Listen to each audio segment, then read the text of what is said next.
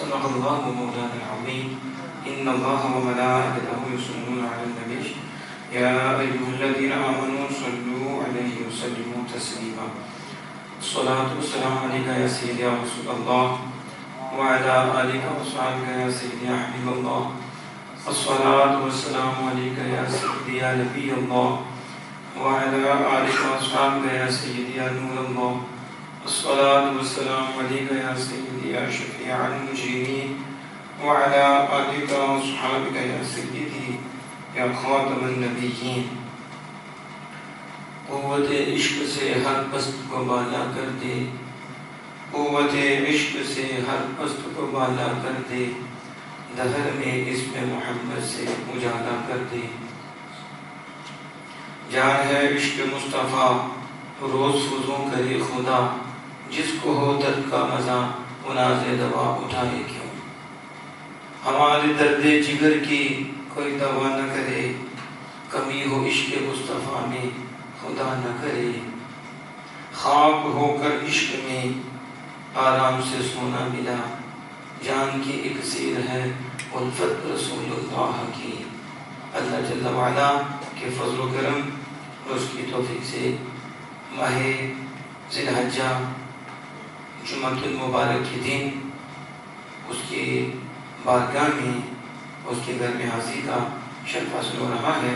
اللہ جل وعلا ایسے شب ایسی عزتیں ہمیں زندگی کے آخری لمحات تک نصیب فرمائے.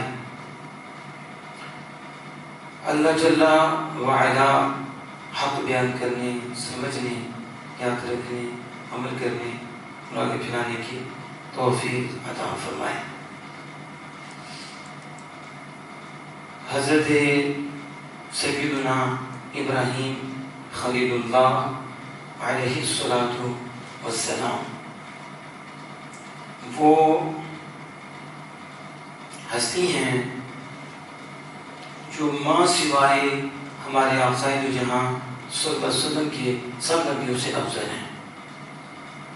بڑے شان والے ہیں، بڑی عظمت والے ہیں، اللہ کے خلیل ہیں. آزمائش میں پورے 100 نمبر لیے، کامیاب ہوئے. پھر سید ابراہیم علیہ السلام نے خواب دیکھی، اسے بھی پورا کر دکھایا. اللہ جل وعلا نے آپ کی عظمت کو قرآن پاک میں واضح فرمایا. پھر آگ میں جب ڈالا جانے لگا اس وقت بھی آپ نے جو آپ اللہ کا فضل اور اللہ کی مہربانی تھی اس کا اظہار فرمایا اور اپنے آپ کو اللہ کے سپرد فرما دیا. یہ بھی آپ کی عظیم شان ہے.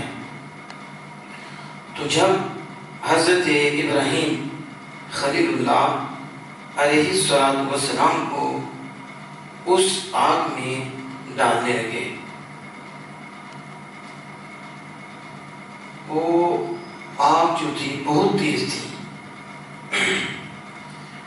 اور جانور جو ہیں ان میں ایک مینڈک ہے، تو مینڈک اس آگ کو بجھاتا. مالک ہے، اس پہ کرم فرمائے. تو مینڈک کیا کرتا، اس آگ کو بجھاتا اور چھپکلی اس آگ کو تیز کرتی. چھپکلی اللہ کے نبی حضرت ابراہیم خلیل اللہ علیہ السلام کی دشمن ہے، کیونکہ اس آگ کے تیز کرنے میں چھپکلی کا کردار تھا، کیونکہ وہ پھونکے مار رہی تھی.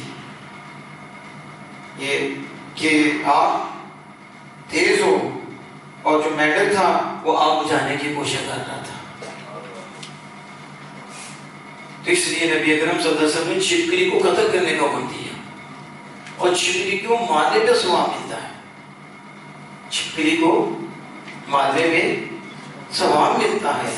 آپ پوچھیں کہ چھپکلی کو مارنے پہ ثواب کیوں ملتا ہے؟ اور رسول اللہ صلی اللہ علیہ وسلم نے چھپکلی کو مارنے کو حکم کیوں دیا؟ کیوں؟ کیونکہ اس نے اللہ کے نبی حضرت ابراہیم خلیل اللہ علیہ السلام سے دشمنی کی ہے، اور یہ اس آگ کو تیز کرنے کے لیے پھونکے مارتی تھی۔ تو نبی اکرم صلی اللہ علیہ وسلم نے اس کو واضح کر دیا، انسان تو انسان ہے، جو جانوروں میں بھی نبی کا دشمن ہو تو اسے ایسا سلوک کرتے ہیں۔ آج لوگ تو عجیب قسم کے لوگ ہیں، یہاں تو چھپکلی کو بھی مارنے کو حکم ہے، اور مینڈک پھونکے مارتا، کوشش کرتا کہ آپ بجھ جائے۔ اب دیکھو آپ صلی اللہ علیہ وسلم نے مینڈک کو مارنے سے منع کر دیا۔ اس کا کردار کیا تھا مینڈک کا؟ بس یہی کہ اللہ کے نبی کو ڈالنے لگے ہیں، تو مینڈک اس آگ کو بجھا سکتا تھا؟ اتنی تیز آگ تھی، لیکن کوشش تو کی نا۔ جتنی طاقت ہوتی ہے بندے کو اتنا کرنا چاہیے، اپنی حیثیت کے مطابق کرنا چاہیے۔ تو مینڈک کی جو حیثیت تھی، اس نے اپنی حیثیت سے کوشش کی، تو رسول اللہ صلی اللہ علیہ وسلم فرمایا مینڈک کو قتل نہیں کرنا۔ کیوں؟ اس نے اللہ کے نبی کے لیے کوشش کی ہے اور اپنی محبت کا اظہار کیا ہے، اور چھپکلی کو قتل کر دو کیونکہ اس نے اللہ کے نبی کے لیے اپنی دشمنی کا اظہار کیا ہے، آپ کو تیز کرنے کی کوشش کی ہے۔ اب یہ دیکھیں کہ پرندوں میں اور یہ جانوروں میں بھی ایسی چیز پائی جاتی ہے۔ حضرت ابراہیم خلیل اللہ علیہ السلام کو جب آگ میں ڈالنے لگے تو حدیث پاک میں آتا ہے، اور اس حدیث کو امام احمد نے کتاب الزہد میں لکھا ہے۔ وہ کیا ہے؟ اور اس کے راوی کون ہیں؟ اس کے راوی بکر بن عبداللہ رضی اللہ تعالیٰ عنہ ہیں۔ کہتے جب لوگوں نے حضرت ابراہیم علیہ السلام کو آگ میں ڈالنے کا ارادہ کیا تو تمام مخلوق حاضر ہوئی، تمام مخلوق حاضر ہوئی اور حاضر ہو کر عرض کرنے لگی۔ کیا عرض کرنے لگی؟ یا رب تیرا خلیل آگ میں ڈالا جا رہا ہے، یا رب تیرا دوست آگ میں ڈالا جا رہا ہے، ہمیں اس سے آگ بجھانے کی اجازت عطا فرما دے، مالک اجازت دے، ابراہیم کی جانے سے پہلے ہم آگ کو بجھا دیں۔ اللہ تعالیٰ فرمایا وہ میرا خلیل ہے۔ کیا شان ہے! کرام فرمایا وہ میرا خلیل ہے، وہ میرا خلیل ہے، زمین پر اس کے علاوہ میرا کوئی خلیل نہیں ہے، کوئی خلیل نہیں ہے، میں اس کا خدا ہوں اور میرے سوا اس کا کوئی خدا نہیں ہے، کوئی نہیں ہے۔ اگر وہ تم سے مدد طلب کرتا ہے، اگر وہ تم سے مدد مانگتے ہیں تو تم ان کی مدد کرو۔ اگر ابراہیم علیہ السلام تم سے مدد چاہتے ہیں، تم سے مدد طلب کرتے ہیں تو تم مدد کرو۔ اسے پتا چلا اللہ نے بندوں کو وہ سیدھا بنا رکھا ہے، مخلوق کو وہ سیدھا بنا رکھا ہے، اس لیے تو فرمایا جا رہا ہے اگر چاہیں، پتا چلا مدد چاہنا بھی غلط نہیں، وہ اللہ کی ادا سے ہے، اور یہ بھی پتا چلا کہ مخلوق اللہ کی ادا سے مدد کرتی ہے، اس لیے اللہ پاک نے فرمایا اگر ابراہیم علیہ السلام تم سے مدد چاہیں تو تم مدد کرو، تم مدد کرو۔ اور فرمایا کہ اگر وہ مدد طلب نہ کریں، نہ طلب کریں، مدد کریں تو ٹھیک ہے، ورنہ نہیں تو میرے بھروسے پہ چھوڑ دو، میرے کہ انہیں مجھ پہ بھروسہ ہے، انہیں میرے بھروسے پہ چھوڑ دو۔ یہ جب بات کی تو فرماتے ہیں کہ بارش کا فرشتہ حاضر ہوا اور اس نے عرض کی یا رب تیرا خلیل آگ میں بھیجا جا رہا ہے، مجھے اس سے بارش کے ذریعے آگ بجھانے کی اجازت عطا فرما کہ میں بارش کے ذریعے آگ کو بجھا دوں۔ تو اللہ تعالیٰ فرمایا وہ میرا خلیل ہے، میرے اس کے علاوہ زمین پر میرا کوئی خلیل نہیں ہے، میں اس کا خدا ہوں اور میرے سوا اس کا کوئی خدا نہیں ہے، اگر وہ تجھ سے مدد مانگتے ہیں تو وہ مدد کر دو، تو اگر وہ مدد نہیں مانگتے تو انہیں مجھ پہ چھوڑ دو، مجھ پہ چھوڑو۔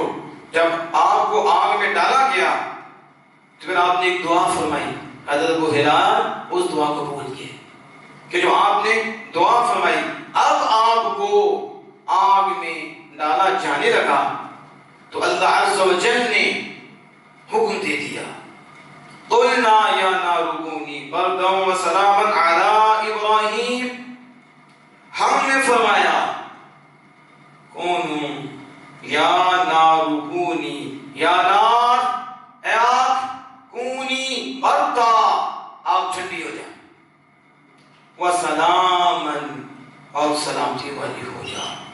اللہ عز و جل نے جب ارادہ فرمایا تو کہتے ہیں کہ روئے زمین پر کوئی آگ اس دن جلا ہی نہیں سکی، ساری آگیں ٹھنڈی ہو گئی، یعنی جلا نہ سکی، اثر نہ کر سکی۔ اللہ کا حکم سب پہ آیا۔ یہ آگ حضرت ابراہیم خلیل اللہ علیہ السلام کو جلا ہی نہیں رہی، اور وہ اندر کا ماحول باغ کا ماحول بن گیا، آگ اندر بیٹھے ہوئے ہیں، اور آگ کو جس رسی سے باندھا تھا آگ نے اس رسی کو جلایا، بس باقی ایک ٹھنڈک کا ماحول تھا۔ قربان جائیں اللہ عز و جل کی قدرت پہ، قربان جائیں اللہ عز و جل کی شان پہ، اس کی قدرت دیکھو۔ وہی آگ ہے جو رسی جلا رہی ہے لیکن ابراہیم کو نہیں جلا رہی۔ کون ہے، کس کی یہ شان ہے، کس کی یہ عظمت ہے کہ رسی چلے آگ کو کچھ نہ ہو۔ عقل کیا کہتی ہے، یہ کیسی ہو رسی چلے آگ کو کچھ نہ ہو؟ کہا چپ کر، تیری عقل کیا کمینے، اللہ قادر ہے۔ ایک جگہ آگ لگے لیکن جسم کو کچھ بھی نہ ہو، دوسری چیز جل جائے اور جسم محفوظ کا محفوظ رہے۔ یہ اللہ کی شان ہے، صرف رسی جلی باقی کچھ بھی نہ ہوا، اور وہ ٹھنڈا کا ماحول تھا۔ میں یا نار کونی، ابراہیم علیہ السلام کو تکلیف ہوئی، اور اگر اللہ پاک یوں نہ فرماتا بردا وسلاما تو حضرت ابراہیم علیہ السلام اس ٹھنڈ سے فوت ہو جاتے، آپ کا وصال ہو جاتا، وہ ٹھنڈی آپ کو مار ڈالتی۔ یہ موجود ہے سب کچھ، لیکن اللہ نے حکم فرمایا آگ ٹھنڈی بھی ہو اور میرے ابراہیم کے لیے سلامتی والی بھی ہو جائے، سلامتی والی بھی ہو جا۔ تو آگ نے حکم مانا، ابراہیم کو نہیں چلایا، اور ٹھنڈک کا ماحول بھی ہو گیا، آپ اندر بیٹھے ہوئے ہیں۔ یہ خبر اس ظالم بادشاہ کو پہنچی جس نے یہ کرونا کام کیا، وہ آیا، اس نے آپ کو دیکھا، تعجب کرنے لگا کہ اتنی تیز آگ میں ابراہیم بیٹھے ہیں، وہی کچھ نہیں، تو تعجب کرنے لگا۔ لیکن وہ مالک ہے، یہ اس کے محبوب ہیں، وہ اللہ ہے، یہ اللہ کے خلیل ہیں۔ وہ بادشاہ ظالم جب اسے تعجب سے دیکھ رہا تھا تو آگ کے شرارے میں سے ایک انگارہ اڑا اور اس کے ناخن کی طرف گیا، جب اس پر پڑا اس بادشاہ کو جلا کر خاک کر دیا، اور جس نے حکم دیا ابراہیم علیہ السلام کو جلانے کا، اسے بھی مالک نے آگ بھیجی، اس کا بھی بیڑا غرق کر دیا۔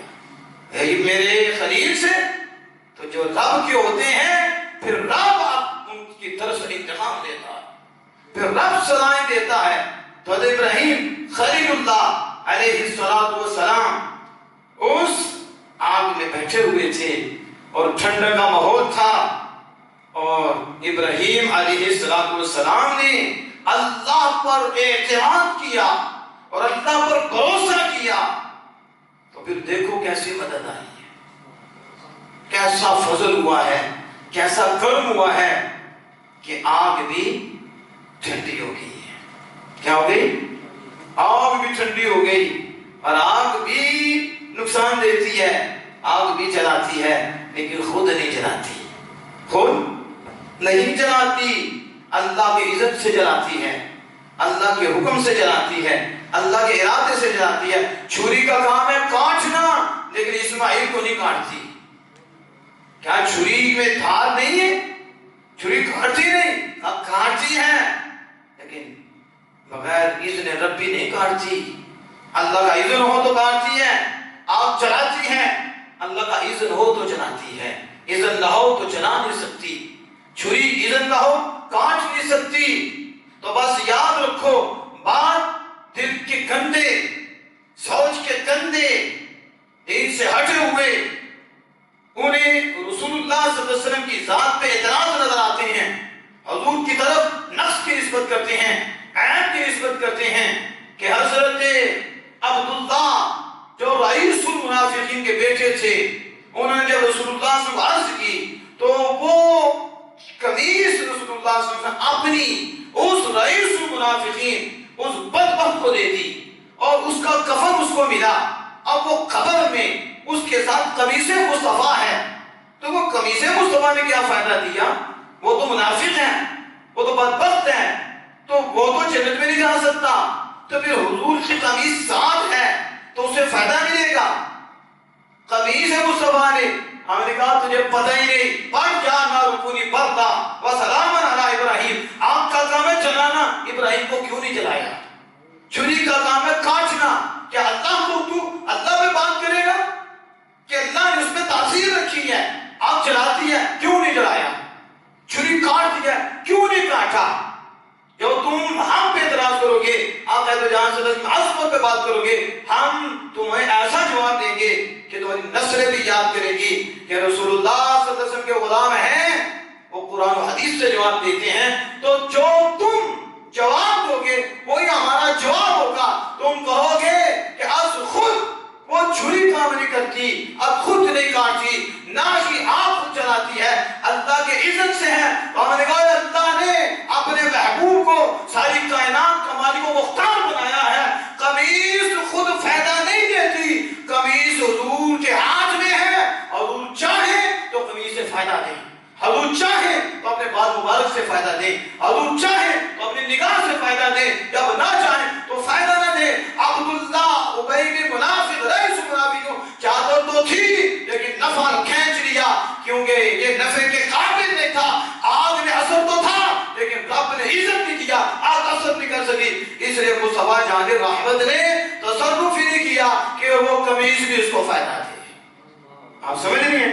اس کو ہمیشہ اپنے ذہن میں رکھیں۔ لیکن آگے چلیں، حضرت ابراہیم خلیل اللہ علیہ السلام جب آگ میں گئے اور یہ آزمائش میں کامیاب ہوئے تو حضرت عباس رضی اللہ تعالی عنہما، یہ جو حدیث ہے جو آپ سے مروی ہے، یہ ایک کتب ہے، ایک کتاب میں نہیں، احادیث کی مختلف کتابوں میں یہ حدیث بات موجود ہے۔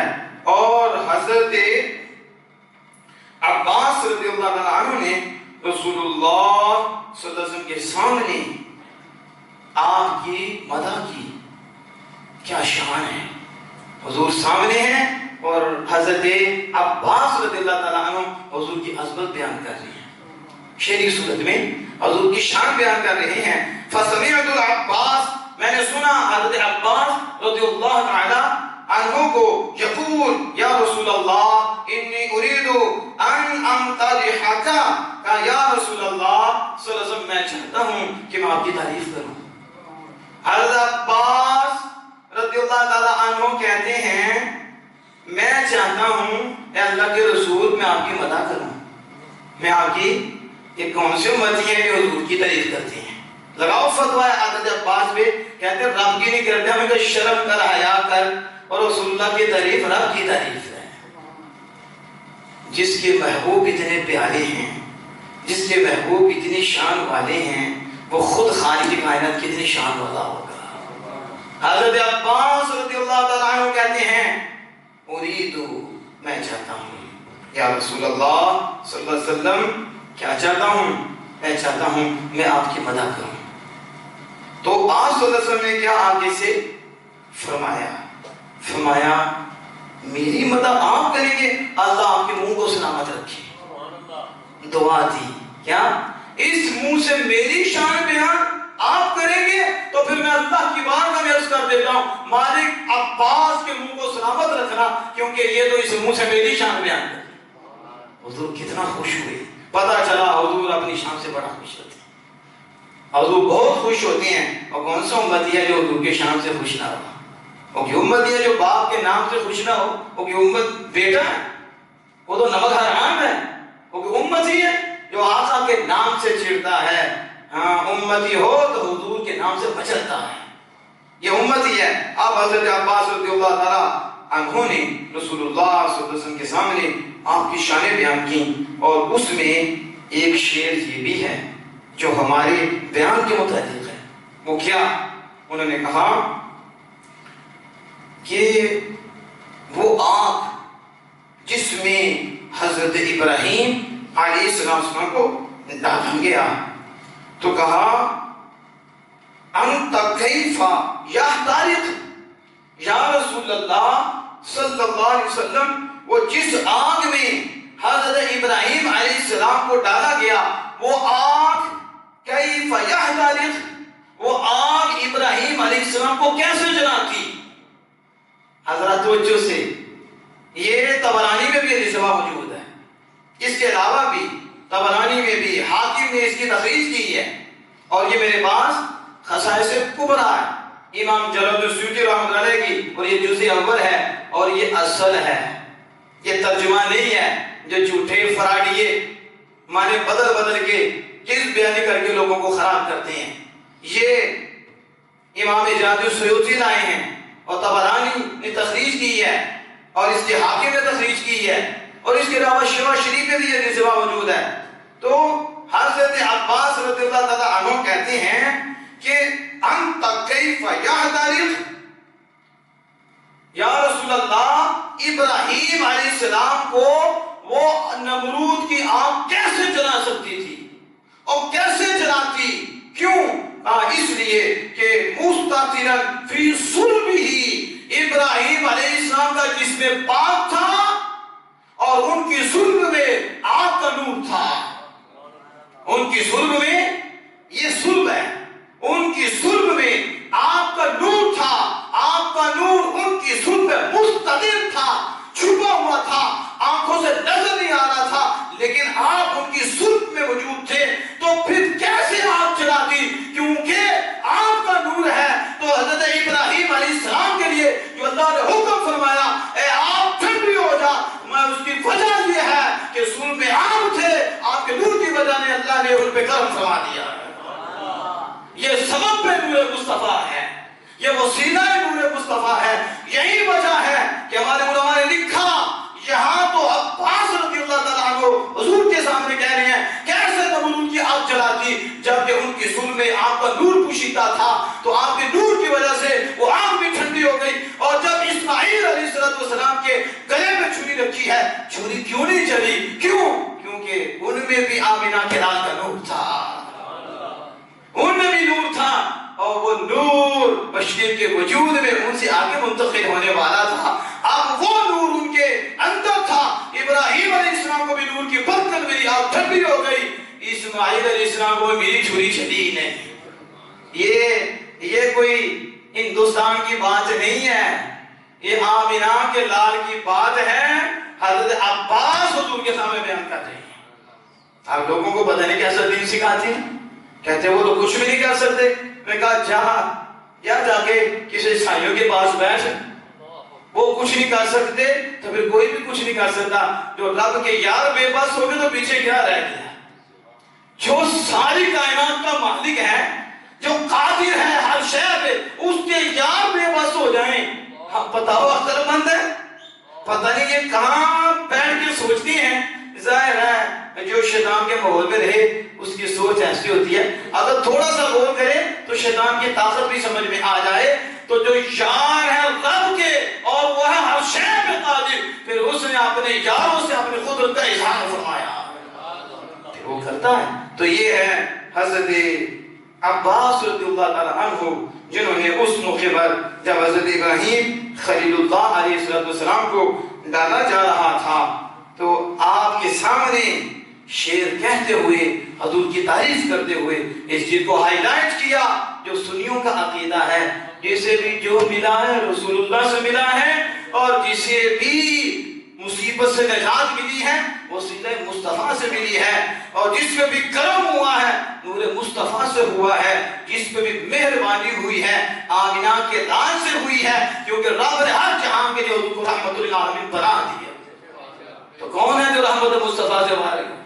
ہر نبی حضور کی رحمت سے، ہر نبی پہ حضور کی رحمت ہے، صرف ہمارے آقا ہیں جن پہ ڈائریکٹ اللہ کی رحمت ہے، اور حضور اللہ کی رحمت ہے جو سب پہ چھائی ہے اور سب کو ملی ہے، وہ رسول اللہ کی ذات پاک ہے۔ ہر مصیبت، ہر تکلیف، ہر پریشانی حضور کے ذریعے دور ہوتی ہے، جو بھی ملتا ہے رحمت للعالمین سے ملتا ہے۔ اس لیے میرے امام اہل سنت الشاہ احمد اللہ فاضل بریلوی علیہ رحمۃ الرحمن نے تو یوں بھی کہا، لا ورب العرش، جس کو جو ملا ان سے ملا، لا ورب العرش، جس کو جو ملا ان سے ملا، بچتی ہے کونین میں نعمت رسول اللہ کی، بچتی ہے کونین میں نعمت رسول اللہ کی۔ میں تو مالک ہی کہوں گا کہ ہو مالک کے حبیب، یعنی محبوب اور محب میں نہیں میرا تیرا، یوں بھی سمجھایا ہے۔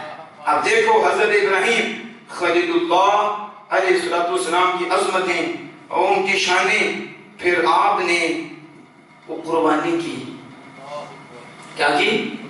اللہ کو اتنی پسند، کتنی پسند ہے کہ قربانی کو واجب قرار دے دیا۔ سنت ابراہیمی، ادائے ابراہیمی اتنی پسند آئی قیامت تک کے لیے واجب کر دیا۔ حاجی حج کرو، شیطان کو مارو، کنکریاں مارو، ادائے ابراہیمی ادا کرو لازم، اس کے بعد قربانی دو۔ میرے یار ابراہیم نے کی ہے، مہندہ آیا ہے تم بھی کرو، اس کے بعد ٹنڈ کرا، اس کے بعد حلق کرا، اور پھر رسول اللہ صلی اللہ علیہ وسلم نے، آپ صلی اللہ علیہ وسلم مدینہ پاک میں جب یہ عید کے دن آتا وہ قربانی کرتے، صرف مکہ میں نہیں مدینہ پاک میں۔ اس سے بھی پتہ چلتا ہے کہ قربانی واجب ہے، مدینہ پاک میں کرتے، اور پوچھا، فرمایا یہ ابراہیم علیہ السلام کی سنت ہے، تمہارے باپ ابراہیم علیہ السلام کی سنت ہے، اور ایسی سنت ہے کہ جو نہیں مانتا وہ بھی اس سنت کو ادا کرتا ہے، اور ابراہیم علیہ السلام کی اس ایک ادا کو ادا کرتا ہے، اگرچہ اس کے نزدیک نبی ولی کا کوئی مقام نہیں، لیکن ادا اللہ کے نبی کی ہے، اس نبی کی ادا کو اللہ نے قیامت تک تازہ رکھا، یہ کرنا پڑے گا۔ تو یہی تو اللہ اپنے بندوں کے ذریعے اپنی شانیں دکھاتا ہے، اپنے بندوں کو نوازتا ہے، پھر بندوں سے نظر آتا ہے کہ وہ مالک کتنا اعلیٰ ہے، کتنی شان والا ہے۔ اب حدیث بات آپ سماعت فرمائیں، نبی اکرم صلی اللہ تعالی علیہ وسلم کی ذات پاک قربانی کر دی، تو قربانی تو آپ نے یوں بھی کہا، ان صلاتی و نسکی و محیای و مماتی للہ رب العالمین۔ کیوں ہمارے ہاں پڑھتے انی وجہت وجہی للذی فطر السماوات والارض، ذبح کرتے وقت نیت کر لی، ارادہ کر لیا، تو یہ الفاظ پڑھتے ہیں نا، انی وجہت وجہی للذی فطر السماوات، تو یہ نبی کریم صلی اللہ علیہ وسلم نے پڑھے اور کہا اللہ کا مدد محبوب کہہ دیجئے ان صلاتی و نسکی و محیای و مماتی، محبوب کہہ دو بے شک میری نماز اور میری قربانی اور میرا زندہ رہنا اور میرا انتقال کرنا اللہ کے لیے ہے۔ کس کے لیے؟ ذرا میں آپ سے پوچھتا ہوں، نماز کس کی ہے؟ سب نے بولنا ہے، اللہ کی، قربانی کس کی؟ اللہ کی، مرنا بھی کس کے لیے؟ زندہ رہنا بھی، تو حضور نے فرمایا میری قربانی۔ تو اللہ کہتا ہے محبوب کہو کہ آپ کی نماز کس کی ہے؟ تو اللہ کو فرماتا خود، اب نماز کی نسبت اگر حضور نے اپنی طرف کی تو نماز تو عبادت اللہ کی، تو حضور کہتے ہیں میری نماز، آپ کہتے ہو خدا کی. شرک ہو گیا، حرام ہو گیا. یہی بولی وہ بولتی ہیں جن کی زبان پہ شیطان بولتا ہے. وہ کہتے ہیں غیر اللہ غیر اللہ غیر اللہ، اللہ کے سوا کی طرف نسبت کر دی ہے.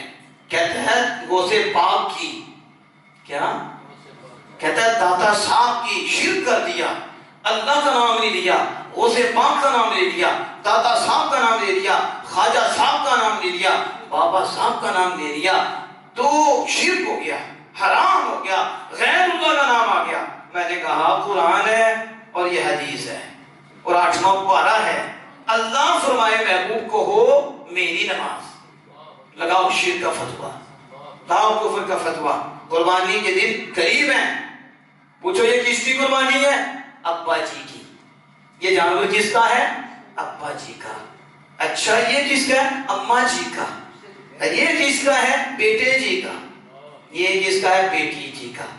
کہا تم تو پھر مشرک ہو گئے ہو، حرام کر رہے ہو، حرام کر رہے ہو، تو یہ سے ہٹ گئے ہو. غیر اللہ کا نام آ گیا. بکرا اللہ کا، بکرا اور بکری، گائے اللہ کی، وچھا اللہ کا، بیل اللہ کی، بھینس لیکن کہتا ہے میری. کس کی؟ کہتا ہے میرا ہے. یہاں کوئی بھی آدمی آتا ہے غیر اللہ، بتاؤ.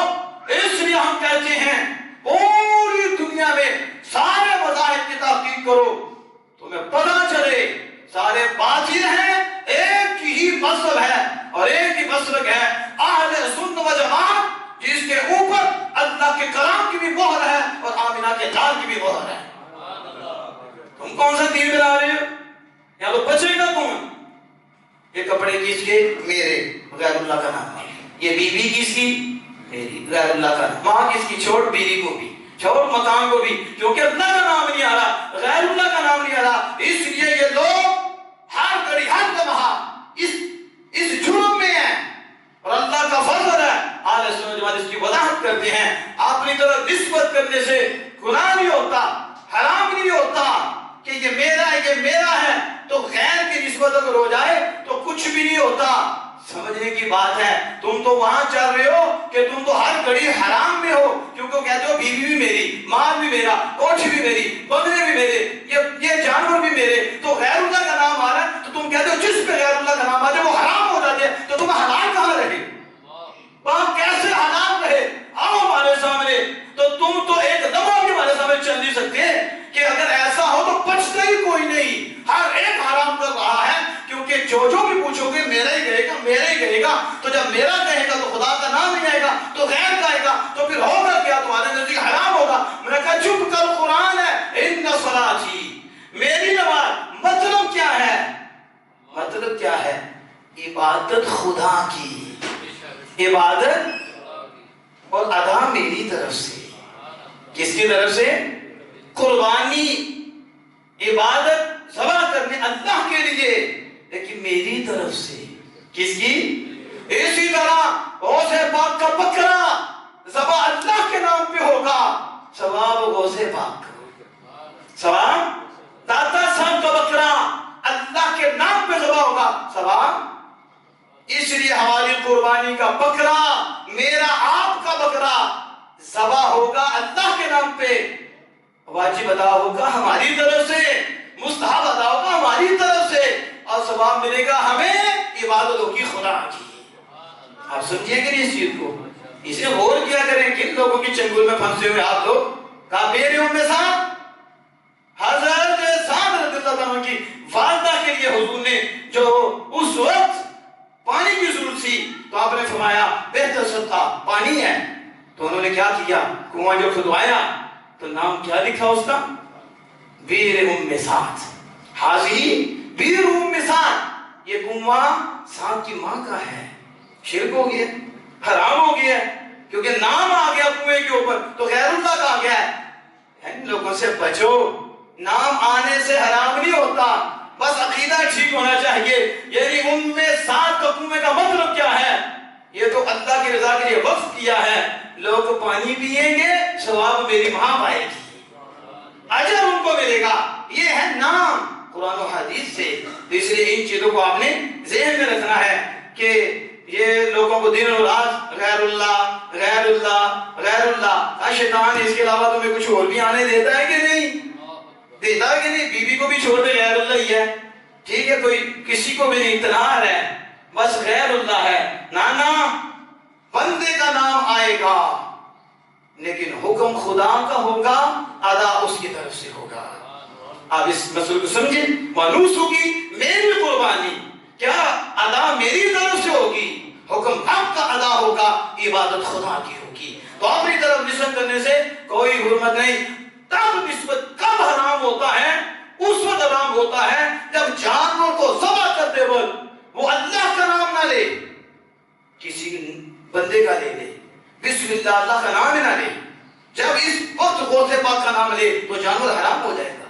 داتا صاحب تو کوئی مومن ایسا نہیں ہے کہ جانور کو ذبح کرتے ہوئے کسی کا نام لے، وہ جانور کو ذبح کرتے ہیں تو اس کو کہتے ہیں بسم اللہ اللہ اکبر، کیونکہ کفار بتوں کے نام کے ذبح کرتے تھے، بسم اللہ والعزیٰ، لات کے نام سے، عزیٰ کے نام سے وہ ذبح کرتے تھے، تو اللہ پاک نے قرآن نازل فرمایا کہ یہ جو لات و منات کے نام سے ذبح کرتے ہیں یقیناً وہ تو حرام ہے، کہ اگر وہ بت کے نام سے ذبح کرے تو اللہ پاک نے قرآن نازل فرمایا انما حرم علیکم المیتۃ والدم ولحم الخنزیر وما اہل لغیر اللہ بہ وما اہل به لغیر اللہ، وہ جانور جو ذبح کرتے ہو جس پر اللہ کے علاوہ کا نام لیا جائے فرمایا وہ بھی حرام ہے۔ اور ان لوگوں نے قرآن کو بدل دیا، تفسیر کو بدل دیا اور یہ ترجمہ کر دیا کہ جس پر بھی اللہ کے علاوہ کا نام لگے وہ حرام، تو ہم نے کہا تم چلتے پھرتے حرام ہو اور سنی چلتے پھرتے خدا کے جلووں میں، کیونکہ مانو بردہ تو بچا کوئی نہیں۔ ذبح کرتے وقت کافر کہتے تھے لات و عزیٰ، تو ہمیں یہ تعلیم دی جب تم ذبح کرو تو اپنے رب کا نام لو، تو جانور حلال ہو جائے گا، جانور حلال ہو جائے گا۔ تو یہ اصل مسئلہ تھا جسے ہمیں سمجھنا چاہیے، اور عید کے موقع پر تو یہ ہمیں بھی موقع مل جاتا ہے کہ ہم اس کو ہائی لائٹ کریں۔ اب آپ کی سنیں، سید العالمین صلی اللہ تعالیٰ علیہ وآلہ وسلم جب قربانی کرتے تو آپ 2 قربانیاں کرتے، کتنی کرتے؟ 2 قربانیاں کرتے، ایک اپنی طرف سے اور ایک امت کی طرف سے، یہ بھی، اور یہ بھی ایک حدیث پاک ہے کہ نبی اکرم صلی اللہ علیہ وسلم نے جب ذبح کیا نا، ذبح کرنے کے بعد آپ نے کہا ذبح کر لیا بسم اللہ، اللہ کا نام لے کے ذبح کر لیا، ذبح کرنے کے بعد آپ نے کہا اللہم تقبل من محمد صلی اللہ علیہ وسلم وآل محمد صلی اللہ علیہ وسلم ومن امت محمد صلی اللہ علیہ وسلم ثم ضحى بی۔ نبی اکرم صلی اللہ علیہ وسلم جانور کو ذبح کر کے آپ نے سامنے رکھا ہوا ہے اور ہاتھ اٹھا کر حضور عرض کہ اللہ اپنے محبوب کی طرف سے قبول کر لے، اے اللہ اپنے محبوب کی آل کی طرف سے قبول کر لے، اے اللہ امت مصطفیٰ کی طرف سے قبول کر لے۔ خوش قسمت ہے وہ امت جس کو آقا نامدار بدر تاجدار اپنی دعا میں یاد کر رہے ہیں اور ثواب میں شامل فرما رہے ہیں۔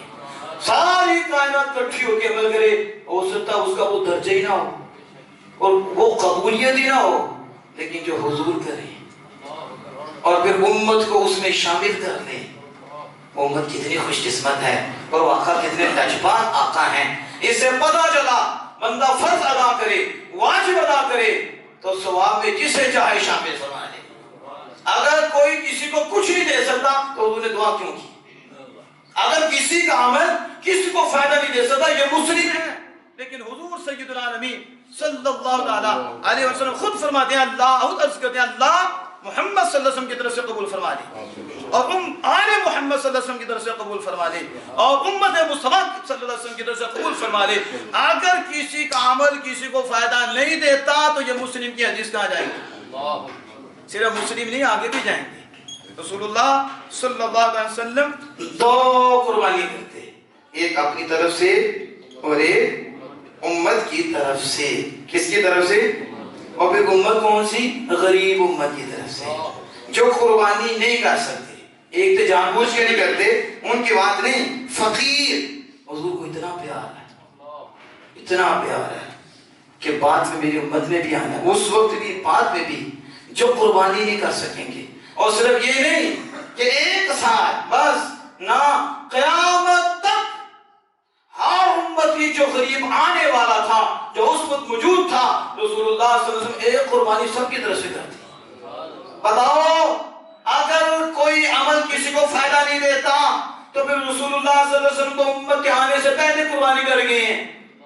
اس سے پتہ چلتا ہے جو ہیں ان کو بھی ثواب پہنچتا ہے، جو بھی نہیں آئے انہیں بھی پہنچتا ہے، کیونکہ رسول اللہ صلی اللہ علیہ وسلم پہلے کیا ہے، ہم تو آئے بعد میں ہیں، کتنے بعد میں آئے ہیں، لیکن بعد میں آنے والوں کے لیے آمنہ کے لال نے اپنے ظاہری حیات میں ہی قربانی کر دی، اور خوش قسمت ہیں وہ لوگ اہل سنت کے وہ افراد جو غربا ہیں، فقراء ہیں، کیونکہ جو حضور کی قربانی ہے ان جیسی کسی کی بھی نہیں، اور اس قربانی کی جو قبولیت ہے کسی اور کی نہیں، اور اس قربانی پہ جو اجر ہے کسی اور کا نہیں۔ تو رسول اللہ نے ساری امت غریب کے لیے ان کے آنے سے پہلے ہی سب کی طرف سے قربانی کر دی ہے، اور یہ ایصال ثواب کی قوی دلیل ہے۔ کسی جو کہتے ہیں کہ کوئی فائدہ نہیں دیتا، انہوں نے کہا بالکل تمہاری بات صحیح ہے۔ ادھر مفتی اشرف القادری صاحب دامت علیہم الرحمہ، وہ جب ہماری والدہ صاحبہ کا انتقال ہوا، بہت صاحب اس چیز کے گواہ ہوں گے، اس وقت استاد علامہ قاری خان حسین نقشبندی علیہ رحمۃ الرحمن بھی یہاں موجود تھے، اور ختم میں میں بھی موجود تھا۔ تو اس وقت مفتی صاحب نے حدیث پڑھ کر پھر اس وقت یہ شعر پڑھا تھا، یہ کہتے ہیں کچھ بھی نہیں دیتے، کوئی فائدہ نہیں ہوتا، تو انہوں نے کہا تھا مر کے مردود نہ فاتح نہ درود۔ اس وقت وہ مفتی اشرف قادری صاحب، اور انہوں نے اس وقت ثابت کیا اور واضح کیا، انہوں نے کہا ایصال ثواب کی جو حدیث ہیں یہ روایت بالمعنی ہیں، روایت باللفظ نہیں، لیکن یہ تواتر کے درجے کو پہنچی ہیں، اور جو ایصال ثواب کا انکار کرتا ہے اس وقت مفتی صاحب نے کہا وہ درجہ تواتر قطعیت کا ہوتا ہے، اور قطعیت کا انکار کفر ہوتا ہے۔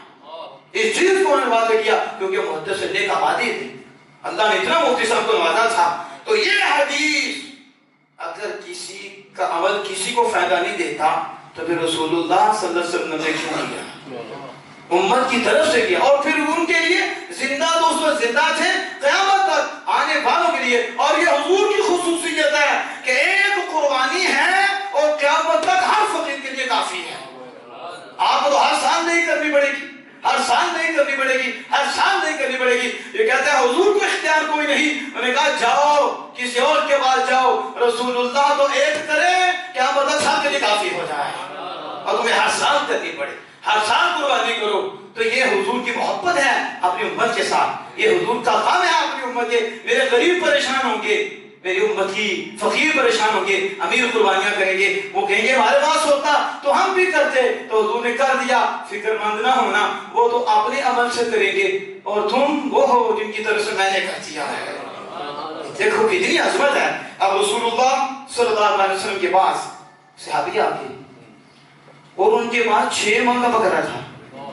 کتنا؟ اب بخاری ہے اور مسلم بھی ہے، متفق علیہ حدیث ہے، 6 ماہ کا کتنے؟ اب 6 ماہ کے بکرے کی قربانی جائز ہے؟ بولو تو صحیح نا، نہیں جائز۔ وہ تو وہ ہے دمبا، اگر وہ اتنا موٹا تازہ ہو کہ سال کا لگے، بکرے کی تو 1 سال کی ہے، 1 سال سے تھوڑا سا بھی کم ہو تو قربانی نہیں لگے گی۔ اب ان کے پاس ہے 6 ماہ کا، حضور کی بارگاہ میں آپ ماں تم اس کی کر لو، تم عذاب الدردہ کہتی ہیں۔ رسول اللہ صلی اللہ علیہ وسلم نے فرمایا اے عتبہ یہ صرف تیرے لیے جائز ہے، کسی اور کے لیے جائز نہیں ہے۔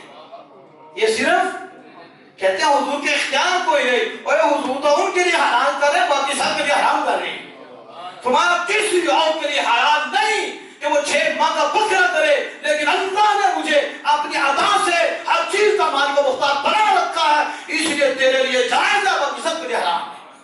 کیا تم نے ان لوگوں کے پیچھے جا کے کرنا ہے؟ کیا جہنم میں جانا ہے کہ جو حضور کو بکواس کرتے کہ وہ کچھ بھی نہیں کر سکتے، ان کی کوئی طاقت نہیں؟ ہم نے کہا کہاں ہے بخاری، کہاں ہے مسلم؟ کیا پڑھاتے لوگوں کو، چھپاتے ہو؟ دل میں کوڑ ہے، آؤ ہمارے پاس تمہیں بتائیں رب جو بھی دیتا ہے اس یاد سے دیتا ہے۔ کون سی چیز ہے جو اللہ سے دے رہا؟ شانیں دکھاتے ہیں یار یاروں کی، تو ہمارے آقا کا یار ہے اللہ، ہمارے آقا کا محب ہے اللہ، اور وہ ہر شے پہ قادر، تو اللہ کا یار ہو اور طاقت کوئی نہ ہو، دشمن کو اتنی دی ہے کہ بندے پریشان ہیں، وہ شیطان ہے، اور جس نے دشمن کو اتنی دی ہے اس نے آمینہ کے دھار کو کتنی دی ہوگی۔ تو قرآن و حدیث ہمارے پاس موجود ہیں۔ تو میں جو بات عرض کر رہا تھا، اور حضور سید العالمین صلی اللہ علیہ وسلم نے کون سی شے چھوڑی ہے؟ اللہ اکبر، فرمایا اس دن عید الاضحیٰ کے دن اللہ کے ہاں سب سے محبوب عمل، مفہوم حدیث ہے، اہم سب سے پیارا عمل کیا ہے؟ میں خون بہانا، قربانی کرنا۔ اور حضور اللہ کی بارگاہ میں کتنے قریب ہیں کہ کوئی ہے ہی نہیں، باقی جو بھی قریب ہوتا ہے اسی آقا سے ہوتا ہے۔ فرمایا ابھی خون کا قطرہ گرتا بھی نہیں اور وہ اللہ کی بارگاہ میں قبول بھی ہو جاتا ہے۔ اور انہوں نے قبولیت بھی بتائی ہے۔ تم کہتے ہو کہ حضور کو اس کا نہیں پتا، حضور کو اس کا نہیں پتا، آپ نے کہا وہ تیرا کوئی ہوگا اسے نہیں پتا۔ ہمارے آقا ہیں، ہمارے نبی ہیں، اللہ کے محبوب ہیں، کر ہم رہے ہیں، ہمیں پتہ ہی نہیں قبول ہوگی یا نہیں ہوگی، کس وقت ہوگی، کتنا ٹائم لگے گا۔ حضور ہر شے سے واقف ہے۔ فرمایا ٹائم میں قطرہ نیچے نہیں، اللہ کی بارگاہ میں قبول بھی ہو گیا۔ یہ ہے علم غیب مصطفیٰ جو اللہ نے عطا فرمایا ہے۔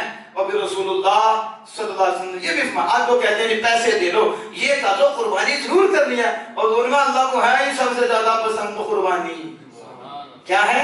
سونے خرچ کرو اس دن جو مرضی کرو، نہ سب سے زیادہ پسند اس دن کیا ہے؟ خون بہانا، قربانی کرنا۔ اور اجر دیکھو کتنا ہے، جتنی صوف ہے، بال ہیں۔ اب حضور صلی اللہ علیہ وسلم سے جب پوچھا ابراہیم علیہ السلام کی سنت ہے، ہمارے لیے کیا ہے؟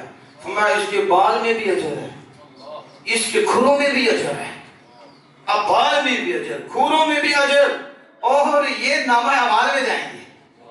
اس کے اون میں بھی اجر ہے، اس کے بالوں میں بھی اجر ہے۔ قربانی اللہ کی رضا کے لیے کر رہا ہے تو دیکھو اجر کتنا مل رہا ہے، رب راضی ہو رہا ہے، اور جانور کے بال پہ اللہ اسے ثواب عطا فرما رہا ہے۔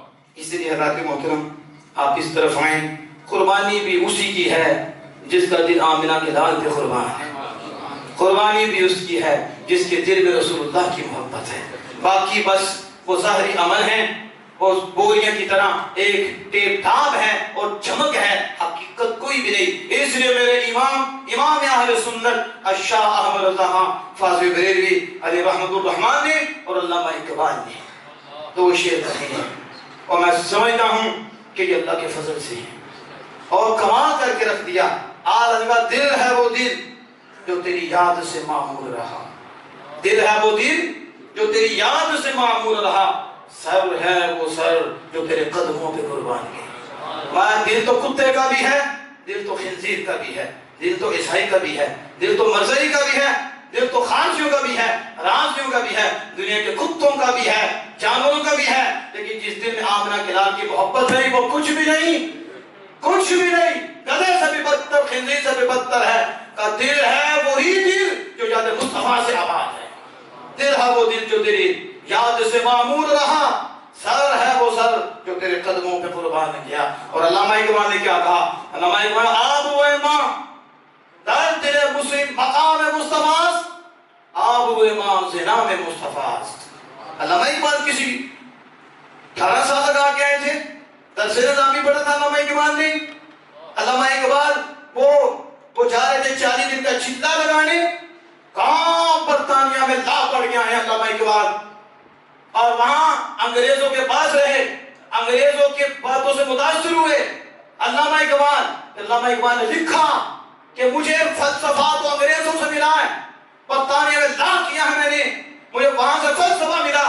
پھر علامہ سے پوچھا عالم خیال میں تو یہ روحانیت کہاں سے ملی، یہ اولیاء کی غلامی کہاں سے ملی، اور یہ ہیرے موتی جو تو کہہ گیا ہے یہ کہاں سے ملے؟ علامہ اقبال نے کہا نگاہ عشق و بستی میں وہی اول وہی آخر، وہی یاسین وہی طٰہٰ وہی قرآن وہی فرقان۔ علامہ اقبال کہتا ہے میں علامہ اقبال نے کمال کر دیا، ایک شعر نہیں ہے کتنے شعر ہیں۔ شوق تیرا نہ ہو اگر میری نماز کا امام، شوق تیرا نہ ہو اگر میری نماز کا امام، میرا قیام بھی حجاب میرا سجود بھی حجاب۔ کہا یہ ٹکرے ہیں کوئی قیام نہیں، کوئی نماز نہیں، یہ علامہ کہہ رہا ہے۔ اور شاعر مشرق حکیم محمد سیالکوٹ کے کس مدرسے میں پڑھنے گئے تھے، کہاں کے فارغ التحصیل تھے کہ جنہوں نے ایسی باتیں کی، انہوں نے کہا سجدہ بھی ٹکر ہے، وہ قیام بھی ٹکر ہے، اس سجدے میں آمنہ کے نام کی محبت ہی نہ۔ کہا محبت مصطفیٰ ہمارا ایمان ہے، محبت مصطفیٰ شوق تیرا نہ ہو، اگر میری نماز کا ایمان، میرا قیام بھی حجاب، میرا سجود بھی حجاب۔ وہ علامہ اقبال کہتے ہیں دار دل مسلم مقام مصطفیٰ، مومن کے دل میں حضور کی جگہ ہے، مومن کا دل صرف حضور کی جگہ رکھتا ہے اور اس کا دل حضور کی محبت سے آباد ہے۔ دار دل مسلم مقام مصطفیٰ، آبروئے ماں زینب مصطفیٰ، ہماری عزت حضور کے نام سے ہے۔ ہماری عزت کون کہتے ہیں؟